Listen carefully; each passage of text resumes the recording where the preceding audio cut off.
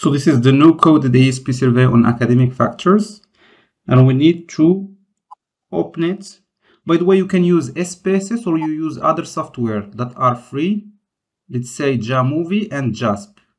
This one, Jamovie and JASP.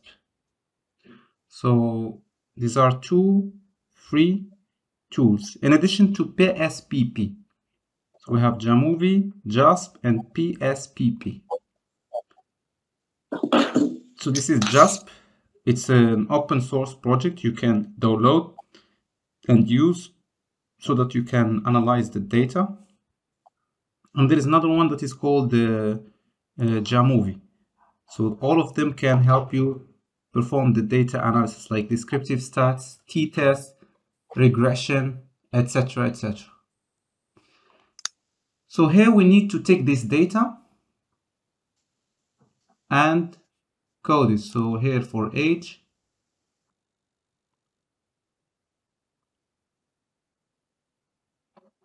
so these are the questions. We have 18 to 25.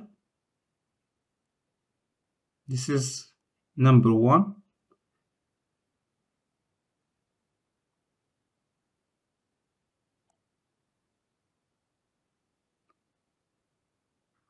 So this is number 1, 18 to 25. Number 2 is 26 to 30.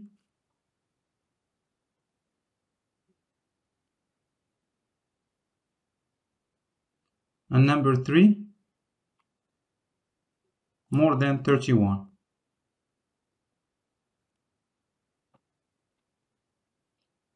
So this is more than 31. Then for gender, we have male and female. Male 1, female 2. So 1 male and 2 female. All right. Okay, then we have semester. We have 2, 4, and 6.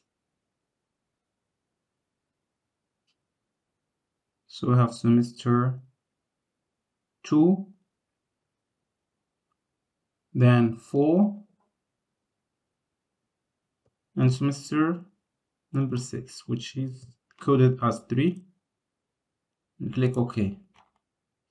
Now we have those factors. We need to, we can run what we call structural equation modeling, which is a bit advanced. And then I use SmartPLS, no project, academic factors, and then click create and import data, no coded ASP data. And then if there are missing values, I need to mark them as -99, apply marker and import. And here is the sample. So we have 190, 22 indicators or questions, and we have 3 missing values. And here I could just run, I will create a model. I will call it SEM model, PLS SEM, which stands for partial least square structural equation modeling. I need to call this, for example, academic factors, and click save.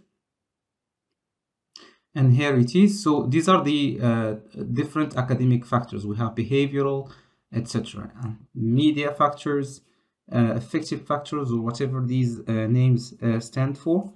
So I will just operationalize these constructs. So here I will just click Alt Shift and select the last one, and I will put them here.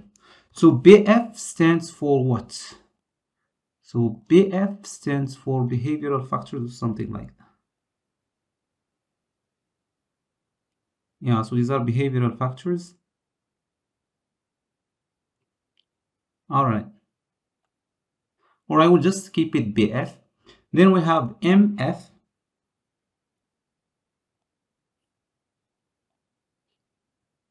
And then we have EF. So I will just put it this way. So this is the model.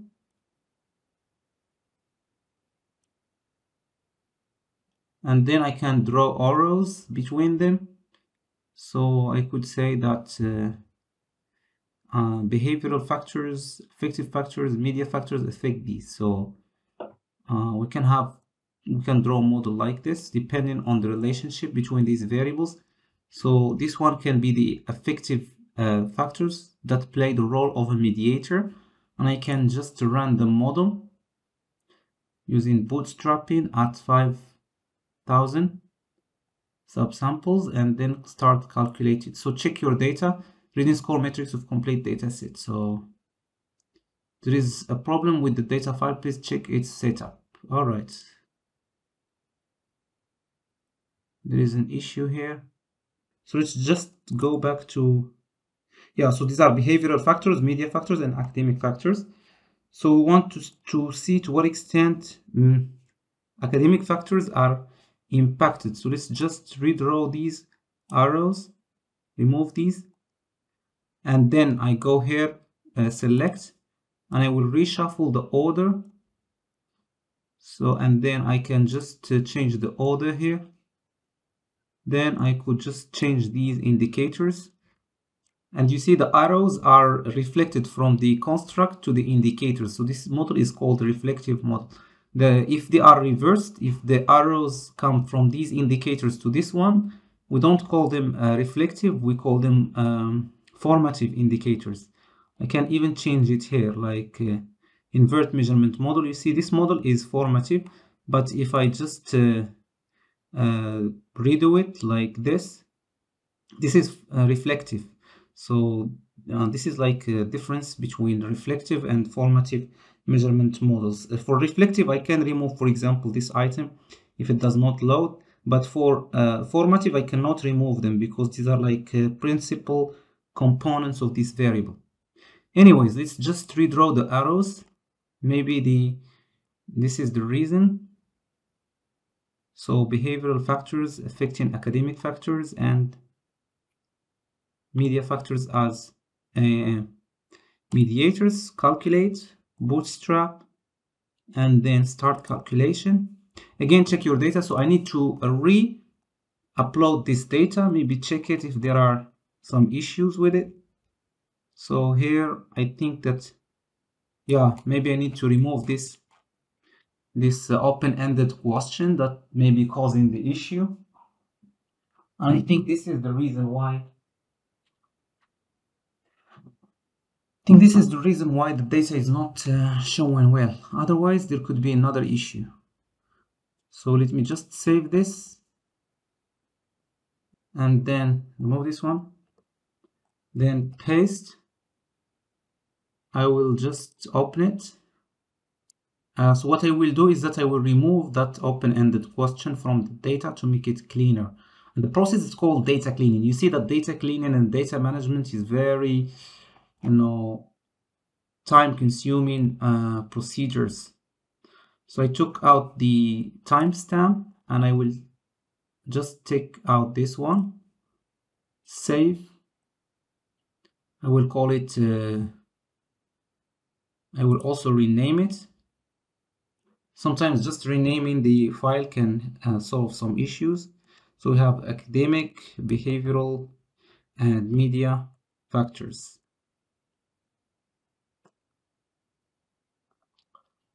And then I will redo this. So not save.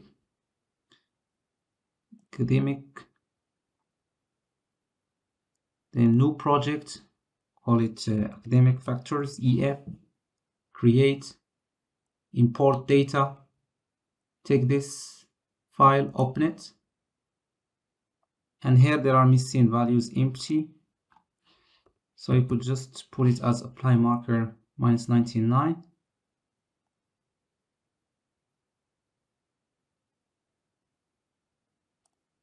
Import,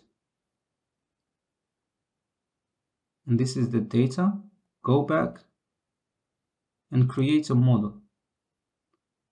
Call it PLS SEM,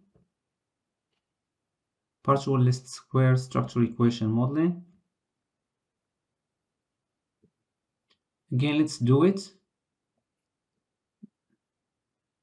Behavioral factors, media factors, then academic factors. Then draw the arrows. I'm just doing this randomly because I just want to check whether this will work or not. Yeah, now it worked. So yeah, that's good. So I will just re-edit this. So let's just re-edit this according to our conceptual framework. So what I can do here is that I can just go to select, and these variables, I need to put them together in a meaningful way. So these are behavioral factors, these are media factors, and these are academic factors. So I'm concerned more in media factors. Behavioral factors could be mediators, and this one is the dependent variable or construct. All right, we call it endogenous construct. So the independent variables are called exogenous constructs, and dependent variable is called endogenous construct. And this one is a mediator because it mediates the relationship. And how to draw that? I will just click connect, and I will draw an arrow here, arrow to the mediator, and from the mediator to the academic factors. So this just behavioral factors could affect this and this, or more meaningfully, because I could see that media factors affect behavioral factors and then academic factors. We will just keep testing which arrangement may be more valid. So let's just test this arrangement and then click start calculating. You see here the reliability is good for this behavioral factors, and this one is not good in terms of this one, this item, and this item, because the loading is below 0.5, meaning below or below 50%. So this one can be removed. Again, this one can be removed from here. Let's start with the least one, this one and this one. So they should be removed. And although we check reliability, we will find that they are not reliable. If we just see construct reliability and validity, you see that they are appearing in red, meaning that the Cronbach Alpha reliability for academic factors is not good. The same for media factors. It should be 0.7 to look in to be in green. You see, the same for the average variance extracted. It should be above 0.5 to be in green. So the average variance extracted as a bar chart. Discriminant validity is good. The HTMT or the heterotrait monotrait ratio. The Fornell Larcker criterion, it seems to be also good. So this coefficient is greater than the others. Yeah, so it's good. Then we have cross loadings. So cross loadings could be an issue here because this one needs to be removed along with the, yeah, so it is loading below 50%. So everything is statistically computed, and based on those statistics we need to make the adjustments in the model. Like for example, academic factors need to load above 0.5 here in academic factors, otherwise I will just start deleting some items. Collinearity statistics is good, so there is no multi-collinearity issue. Model fit is not needed here. So let's just see if we can improve this model further by just going to delete, and let's start deleting the items with low loadings. Like this one can be deleted. What else? Let me just highlight them all and rerun the model. So whenever I delete something, I will just rerun the model to check. Rerun the PLS SEM. So those ones are maybe good to go. This one I will see if I will delete it or I will maintain it. This one I need to remove this one and these two. All right. So let's just edit. So this one, rerun.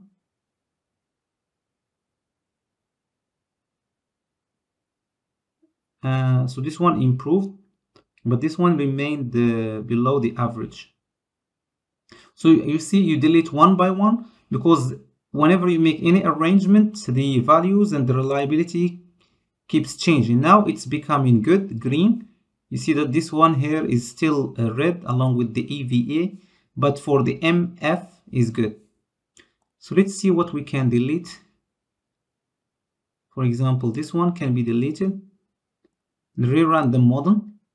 So here it's an iterative process. You need to keep doing the tests multiple times, and based on the statistics, you will keep changing the, you keep deleting the indicators that load the law in the constructs. So construct reliability, now it is still, yeah, here it is almost there. So let's see if we can fix it. So delete this one. Calculate PLS SEM algorithm, start calculating. So those ones are good. Again, those ones seem to be okay along with this one. So let's see the quality criteria, construct reliability. Yeah, construct reliability. So it is still low in these constructs, but it is almost good, we can say, because it has been improved to a larger extent. Don't know if I can keep deleting any other things. But anyways, I will just keep, just instead of outer model, I will just see, yeah. So I will just run the bootstrap to test the hypothesis. And I will see the p-values in addition to the path coefficients.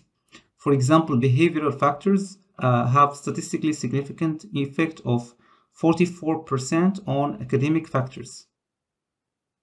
And here, behavioral factors again impact media factors by 39.6%.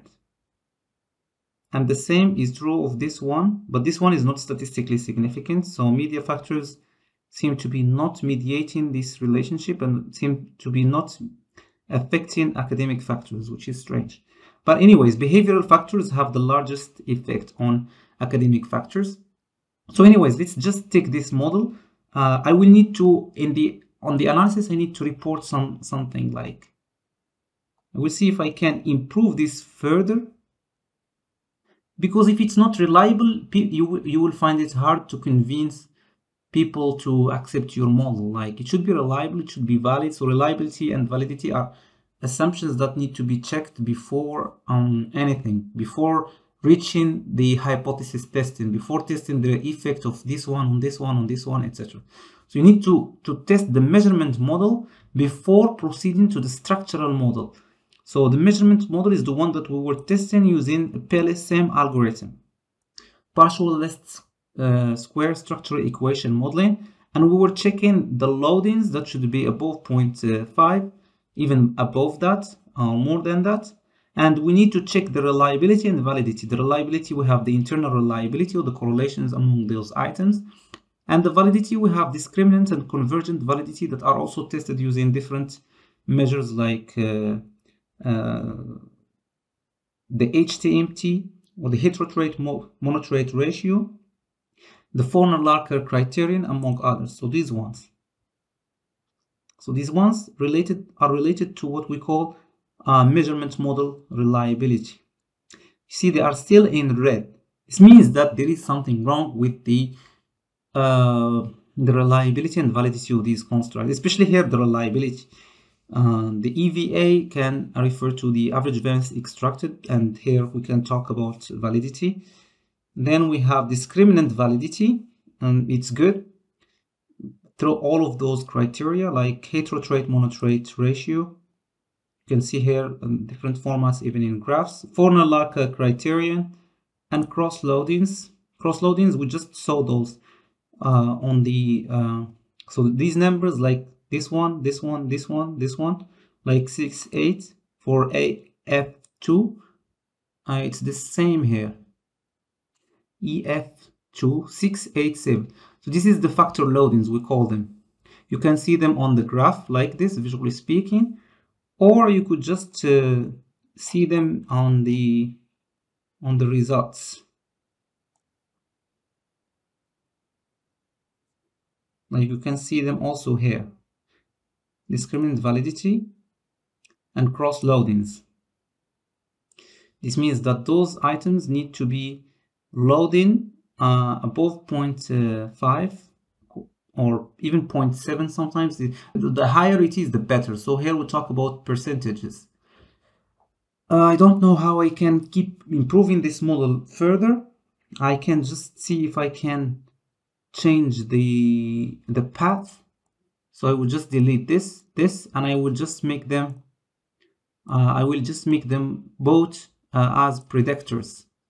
So I will just click connect, draw an arrow from this one to this one, and rerun the model like this. So select, and this one like that,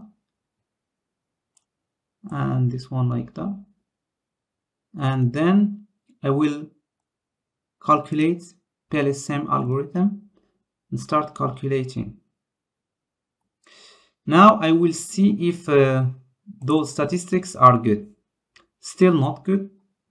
I think nothing has changed, because here we're talking about the measurement model, by the way. The measurement model is this one. We call it also the outer model. The measurement model or the outer model, these relationships. And here we have the inner model or the structural model. This one is related to the hypotheses, but this one is related to reliability and validity. And these are like the Likert scale questions. This is the construct that we have. And when we draw, the way we draw this refers to what we call conceptual framework or theoretical framework or model.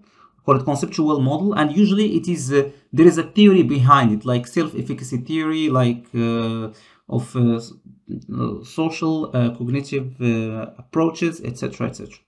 Or burnout, academic burnout, among others. Like we have a theory and we are testing it based on the data that we collected, like the 200, almost 200 respondents that we collect, that we use to get responses. So in case that, well, before proceeding to anything, we should test reliability. Because why do we need to use questionnaires and collect data? Because we have a theory and we need to test it. You know, our theory is that students at the English department could have different success and failure predictors that we are mapping here.